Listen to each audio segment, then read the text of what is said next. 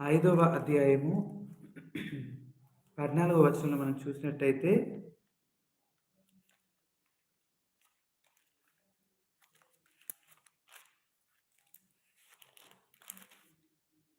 మీరు లోకమునకు వెలుగై ఉన్నారు. కొండ మీద నుండి పట్టణము మరుగై ఉండనేరదు. You are the light of the world. A city set on a hill cannot be hidden అని చెప్పి వ్రాయబడిందండి.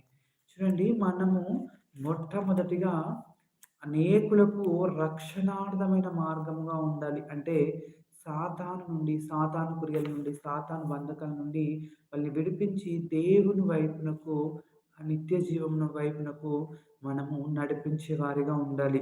ఇంకా మనము చూసినట్టయితే ఇక్కడ మనం ఏమని దేవుని వాక్యం సెలవిస్తుంది? మనం దేవుని వాక్యం ఎంతో స్పష్టంగా సెలవిస్తుంది కదా! లోకమునకు వెలుగై ఉన్నారు.